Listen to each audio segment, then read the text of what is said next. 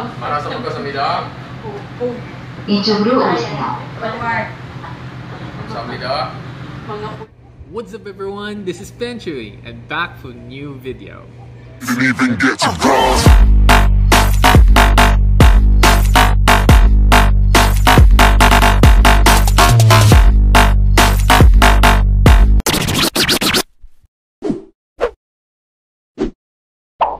Annyeonghaseyo mga tropang Choy! Kumusta kayong lahat? I just hope that you guys doing good right now. For today's video, kung interesado ka kasi nga it's all about experience on skill test.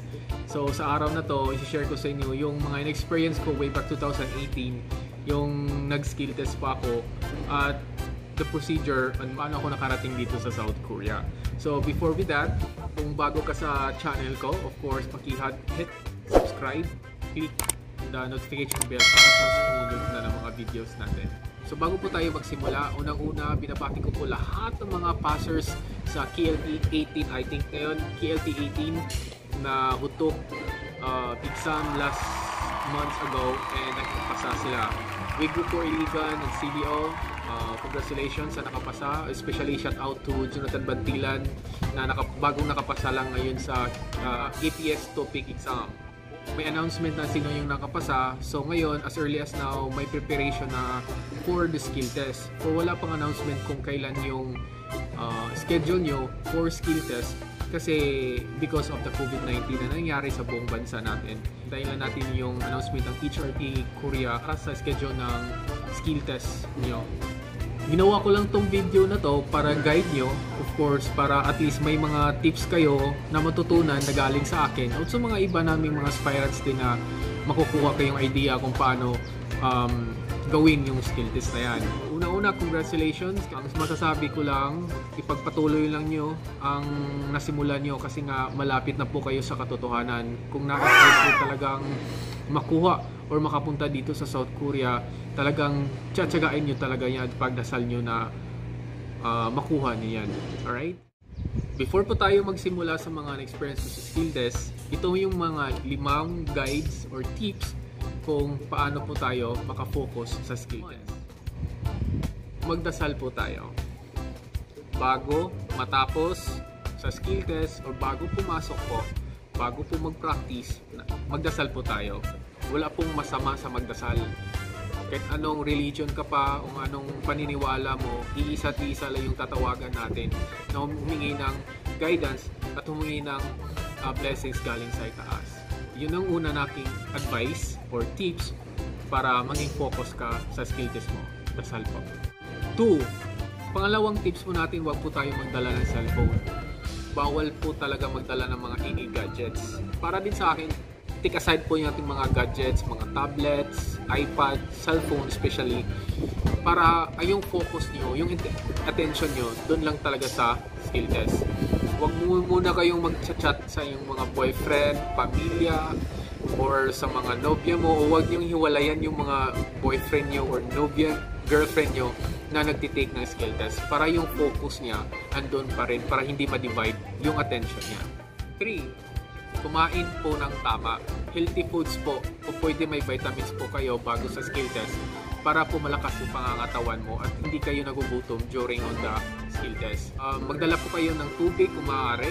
Magdala po din kayo ng mga biscuit lang, yung mga light na mga pagkain na kung nagugutom kayo, kakain muna kayo. Nung time namin, marami kaming nag-skill test kaya dinidivide kami. Sa team namin, may 20s kami, so sobrang dami. So naabutan kami ng lunchtime, naabutan kami ng tanghali. So nagugutom po in the middle of the line. That's why I suggest na magdala po kayo ng at least biscuit lang, Skyflex, at least hindi nagugutom. Pag nagugutom ka during test, kumbaga madi-divide yung attention mo. Yung instead na nag-memorize ka sa mga ganito, yung inisip mo, parang doon sa nagutom na.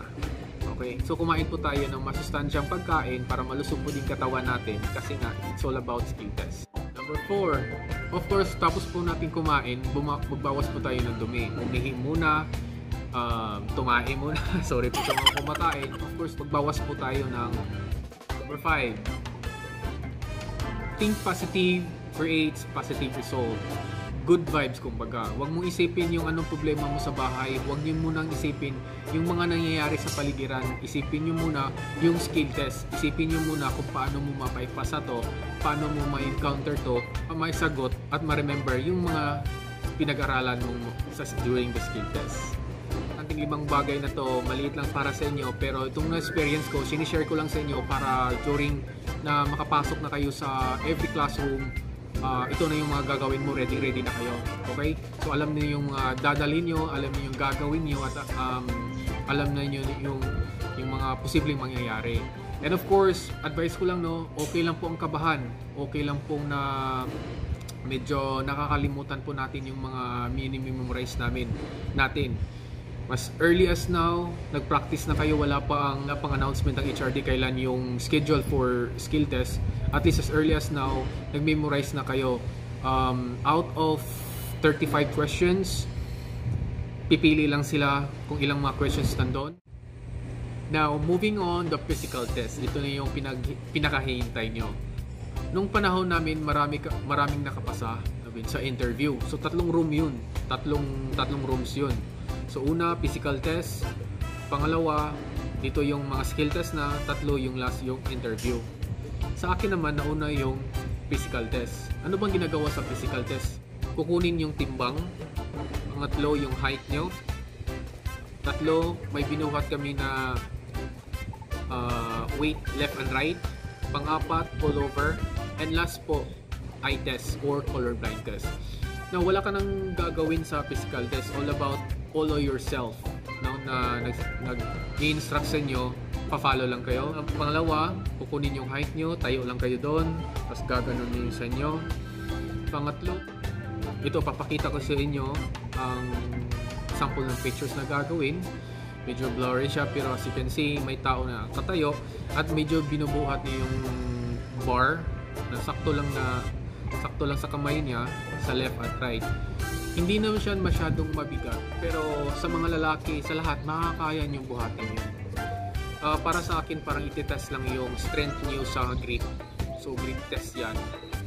Okay? Left and right gagawin yan. Pang-4 po, ito po yung pull over, o ano tawag ito, pull. Basta may bubuhatin po kayo. And para sa akin, advice ko lang, itudo niyo yung buhatin. Kung pwede sirain nyo. Pwede hindi. Ganito, buhatin nyo lang. Kung baga nakakadina yan, titingnan lang nila yung gaano kalakas kung magbuhat. Tolgo o buhatin. So, nakakuan yan, naka-digital yan. So, anong buhat mo, magmimetro yan.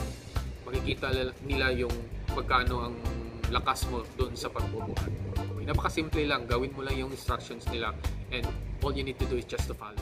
And last po, yung eye test. Diba? Bago tayo mag-exam, titingnan natin kung may mga color blindness ka. Kung may eyeglass ka, I think undergo ka pa ng mga medication or depende sa kanila. Pero usually po, itong blind test na to, yung makikita yung kulay. Ito po, kita ko sa inyo. May mga numbers na naka-indicate dyan. Ito po yung nagsasabi kung may color blindness ka. Kung color blindness ka po, wala ko pang makita kundi colored and black and white lang po. Or nakikita mo lang isang bilog.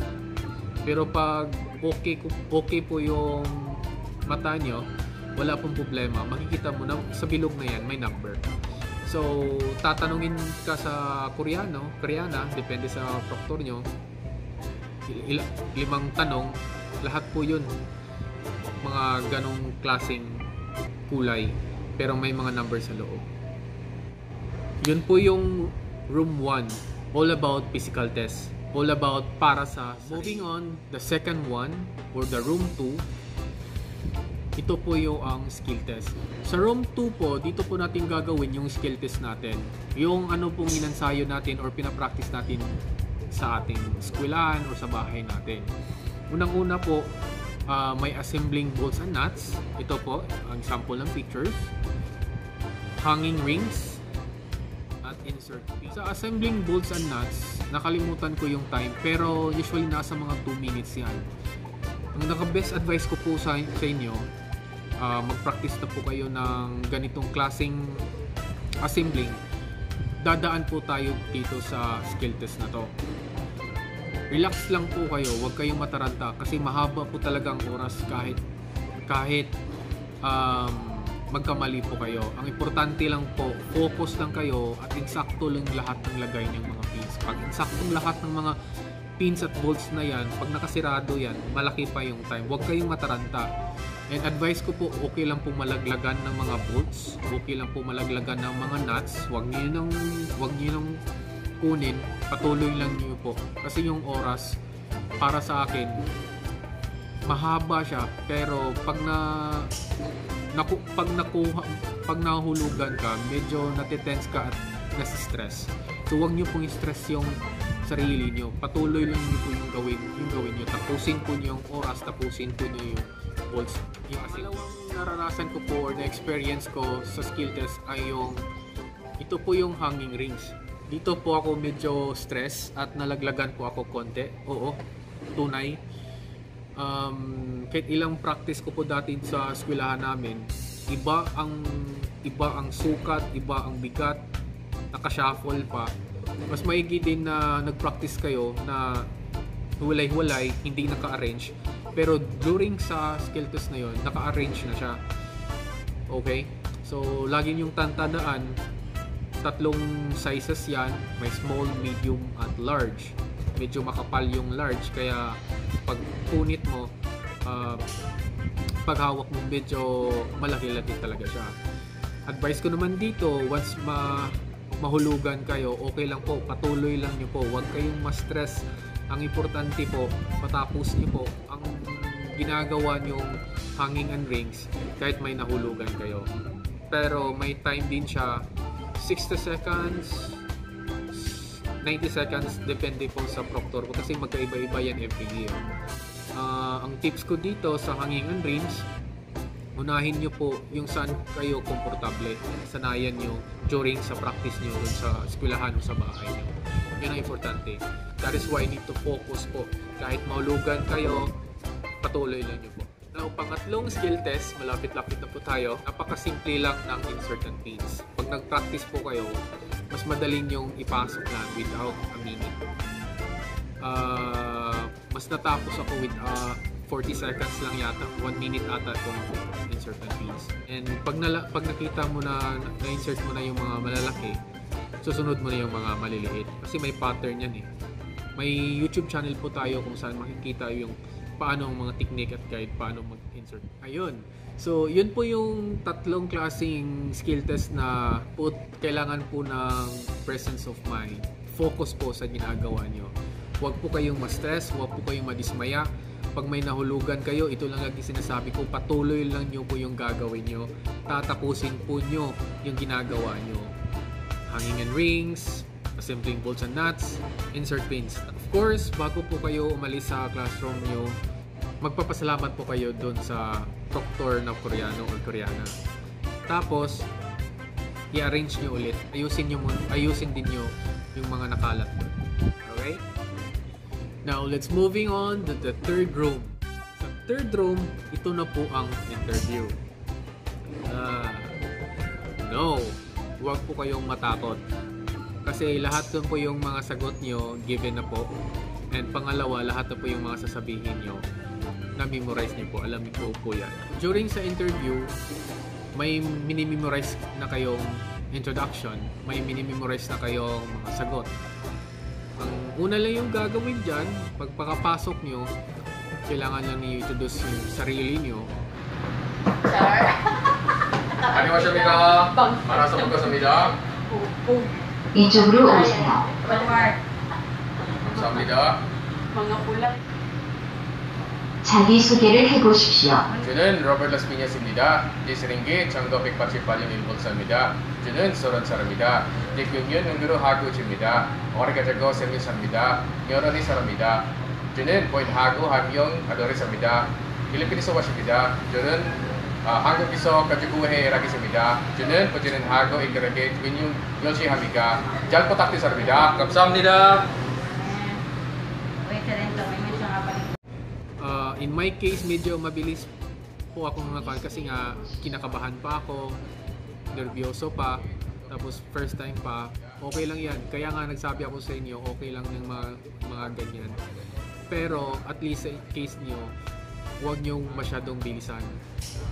chochone, kumbagay dandahan lang na pagkasabi. 저는 Robert Laspinius입니다. 저는 Philippines-입니다. Ganon. Medyo kinakabahan po kasi akong time na yun. Kaya nga, first time ko pang mag-memorize, tapos hindi ko familiar yung mga words. At least, during in your case, at least nasabihan na kayo na okay lang kabahan, basta ma-deliver. Question and answer. May mga tanong ang mga proctor ng mga Koreano-Koreana, mismo mga Koreans na talaga to. And nagbe-base lang po sa mga given nila ng mga tanong. Mga samples ng mga pictures nandun, papakita nila tapos sasagutin mo kung anong pictures nandun. So at least, kailangan mo din memorize yung mga pictures na doon. Isa pa mga question and answers nila, out of 35 questions na binigay ng guro nyo or binigay na given questions, may prepare na kayo na memorize, no? Memorize na mga sagot. I-pick lang sila ng mga 3-4 ata na mga questions at sasagutin mo ng maayos. And mga tropang Choy, no, huwag nyo kalimutan mag-memorize din ng mga oras kasi sasalin nila yung mga oras na yan. So, given na din yan, all you have to do again to memorize all of those words, and it's up to them to absorb. Now, and alam ko sa mga inyo excited kayo mag-skill test. So, as early as now, dapat naka-ready na kayo. Wala pang schedule, at least may handa na kayo. Additional na lang yung iba. There you go, ladies and gentlemen. Sa mga tropang Choy, thank you so much for viewing this video. O sa mga APS passers, Luzon, Visayas at Mindanao, mga Bisaya, mga Tagalog, or anong lahi ka man. Congratulations po. Kunting tiis na lang po. All you want to do is memorize lang po at practice lang po sa mga skill test na magaganap na gagawin. Napakadali lang po. Positive thinking lang po ang kailangan. Focus lang po. And kung nagtatrabaho man kayo, may time talaga kayong mag-practice. Iba man ang nagawa nyo sa bahay, iba din yung nagawa on the spot or actual. Pero at least nakapractice kayo. Maganda ang gamit sa actual. Yun ang sinasabi ko. So may mga invento kayo, may ginagawa kayong mga insert and pins, okay lang po, practicing nyo lang po. At least ang nakuha nyo yung guts, color coding, trace, maps. Makuha lang niyo yun, automatic, on the spot, easy niyo yung actual. So I hope guys na nag-enjoy kayo and may natutunan at least konti. And pag may nasabi pa man ako na kulang at may dagdag kayo, please hit the comment below. So see you guys again for the next vlog. And sana'y pagpalain kayo and good luck sa skill test nyo. Although wala pang schedule, hintayin ko po kayo dito sa South Korea. Sana makapasa po kayong lahat. Palangin po natin yan, idadasal po natin yan. Thank you guys and see you for the next vlog. Yeah.